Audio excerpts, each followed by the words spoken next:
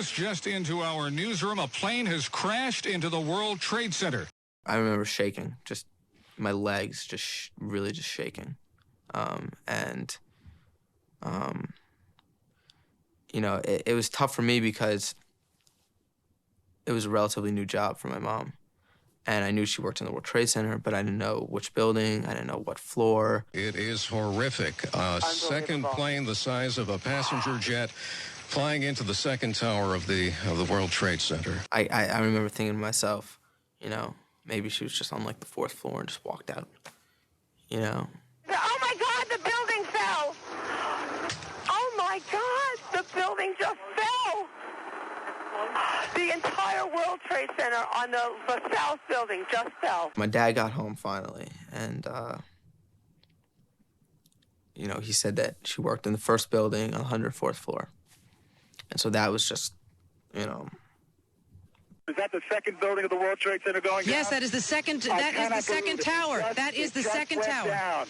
It's a huge plume of smoke that came out of the middle of the building, and then the building just disappeared in the smoke. We all went swimming just to kind of like do something. And I remember just talking to my dad and just, you know, him just saying, you know, I don't think she made it. Where there were two huge buildings, two huge towers, there is now nothing but plumes of smoke. All of us went to sleep in my dad's bed that night. Just cried. My brother cried that he wanted mommy. My sister cried that she wanted her mom.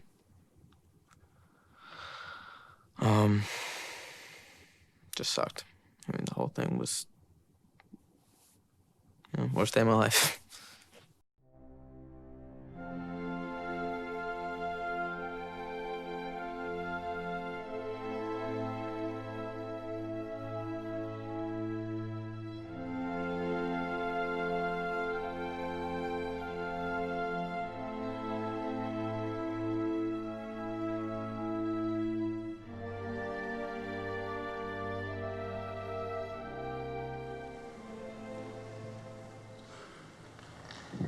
The memorial, I went up and I started my speech.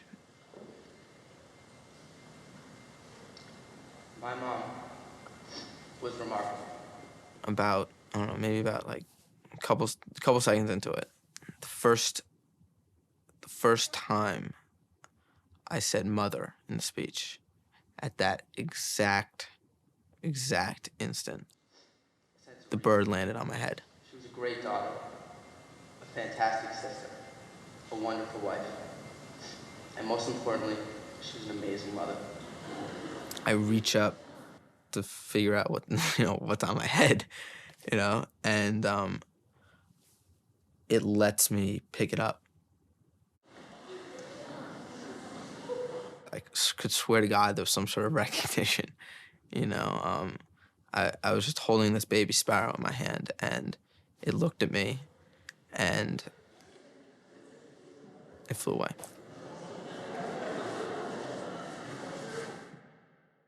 You know, I'm not a religious person at all, and, you know, it's incredible. I mean, it's something that cannot be explained. You know, I mean, there's nothing that can explain that moment. There's no doubt in my mind that my mom was there.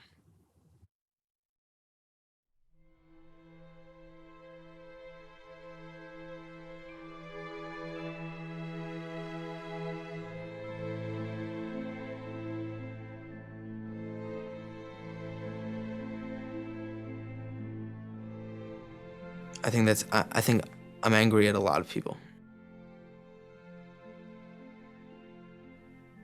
My mom was murdered for no reason at all.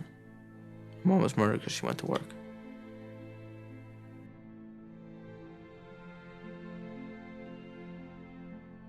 One day I was coming into school and I was handed a piece of paper, you know, fight for the rights of the detainees. First, I wanted to punch the kid in the face, you know, and then I wanted to just go and cry. Because I felt, you know, like, who is with me? You know, I go into school and I have to see a flyer from some kid, you know, who's fighting for the rights of the people that killed my mom. You know.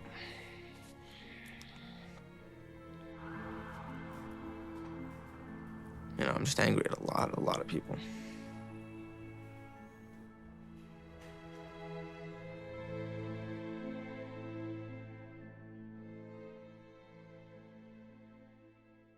I watch a lot of home videos lately, and you know, there's this one video of my mom on her birthday.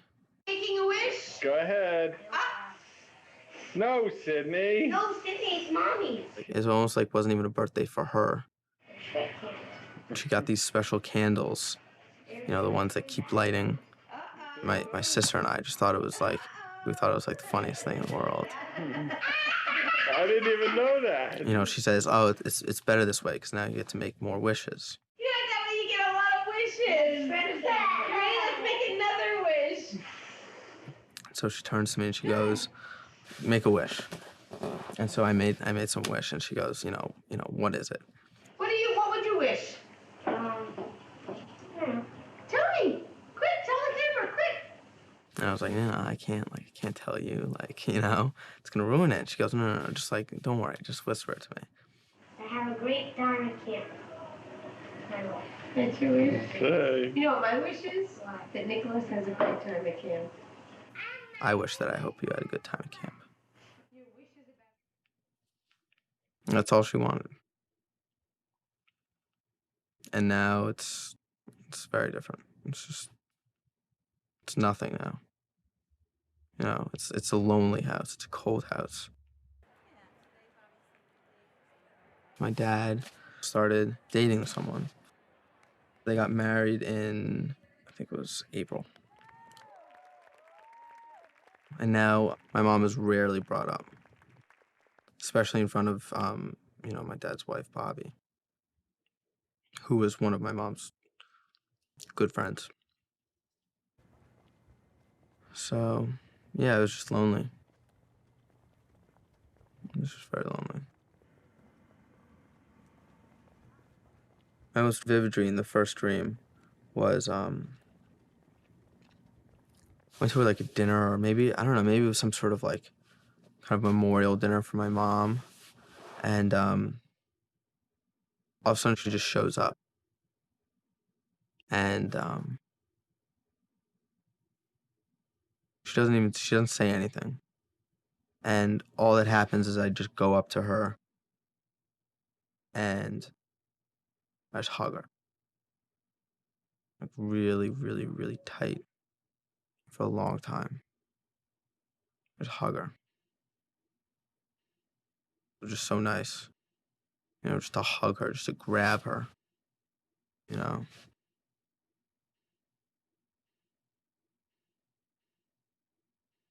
You know, just like put my face in her hair, just like smell her.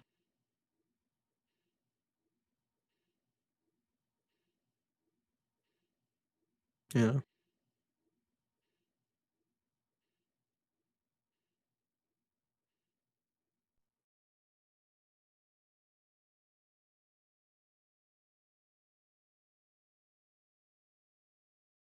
If you had told me 3 years ago that my mother would be dead and that I would have almost no contact with my father, then I'd be living on my own, I would have told you were fucking crazy.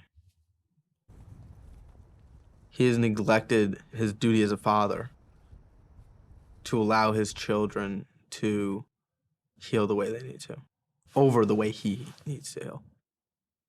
And it's sad that I'm not allowed there anymore, but at the same time, it's, you know, I can't live there anymore.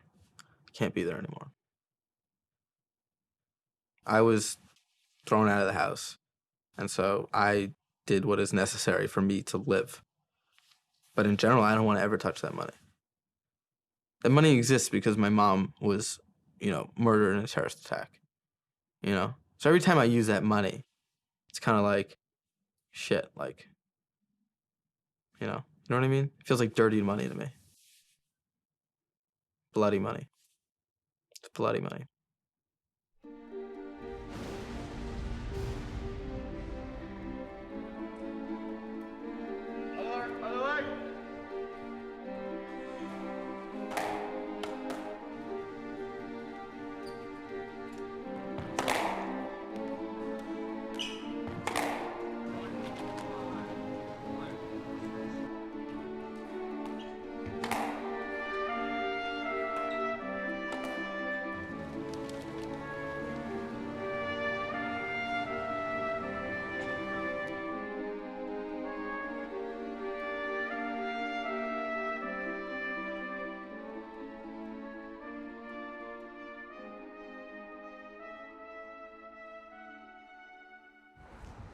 I worked for Lehman Brothers this summer.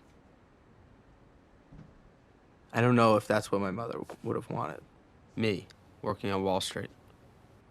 But for whatever reason, I feel like I need to do that to pick up where she left off.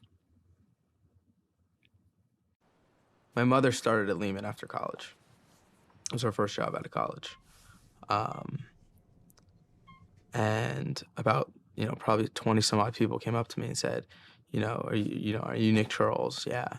Was your mother Catherine? And I said, yeah. They said, she was, and then every single person basically had a different story. Every single person had their own story, how they knew her, and wonderful to hear, like priceless. Every single day I went to work, I felt close to her. Being at work, I felt close to her. Just like being in her shoes almost, especially going to and from work, like on the subway. I don't know why, because I felt like I was just like, I could be like sitting next to her on the train. Like she could walk into like the subway at any point in time. Yeah, I really, really miss her. I really do.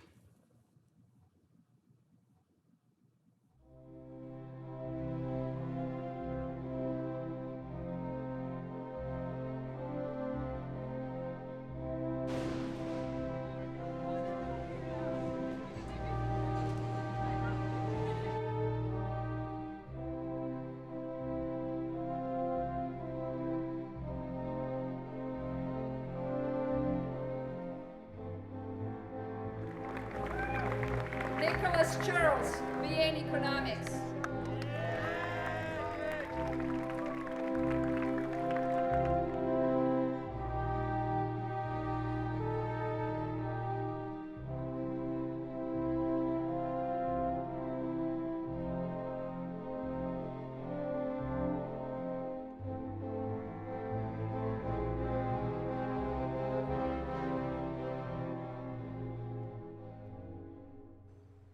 It's just really odd.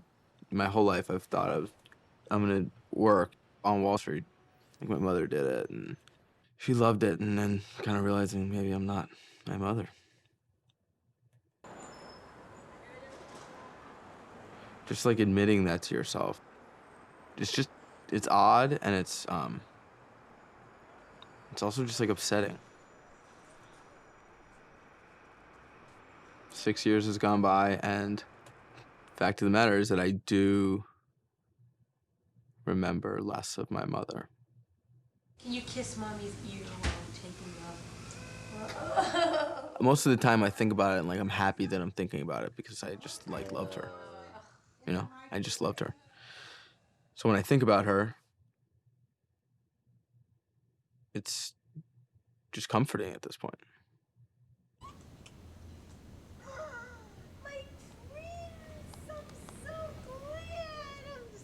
I was really angry at Osama bin Laden. But now that just seems so absurd to me. Like, I don't know him. Like, he was responsible for the what's terrible thing that, like, completely changed my life. But, like, I don't really know him. I guess I don't really hate him. I did. But that just seems absurd. He's living in some cave in Afghanistan. Like, I don't really hate the guy, I guess that's really when I guess you can start coming to terms with something like that. When you start like letting go of the anger and the,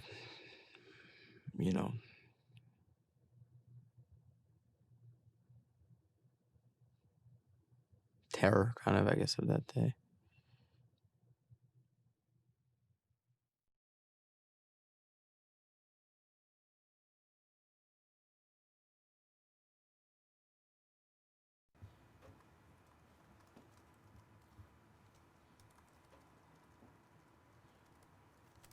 A great deal of what my book is about the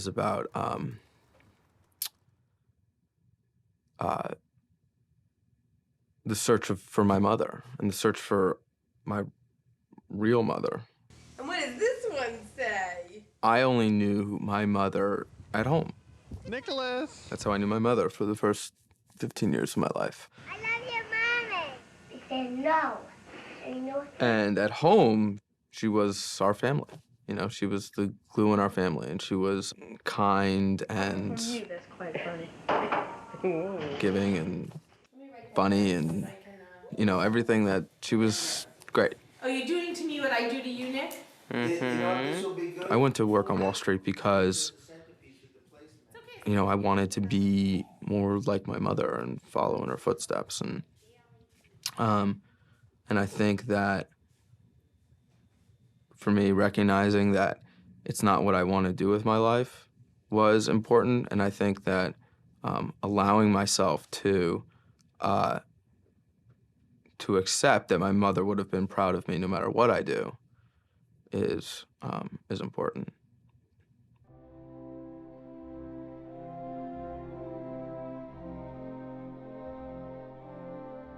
Somehow we had dinner together. One dinner, which was like a big deal. And then we decided to have another dinner, and it eventually became a weekly dinner over the past year.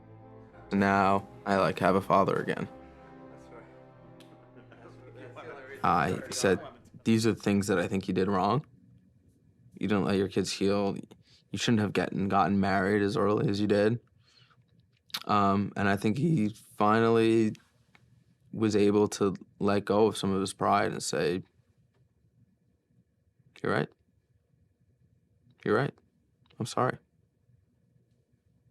And that's all I needed, you know? I think that I held him to this incredible, unrealistic standard as a father. And I think that creating a more realistic idea of who my mother was has allowed me to accept my father as a more realistic human being. You know, he's my father, but he's also just a human being, a guy that lost his wife and his best friend. Happy birthday to you. Happy birthday. Our whole family was broken. And I think that over time, we found a way to come back together and make it work without her. Without my mother.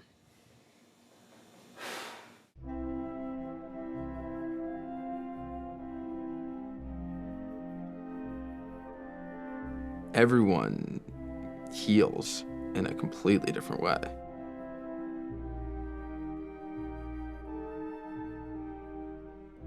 I don't think I would be where I am now without going through all of the different steps of the process.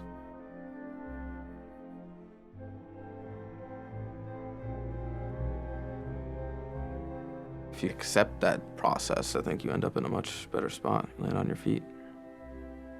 I think I've landed on my feet.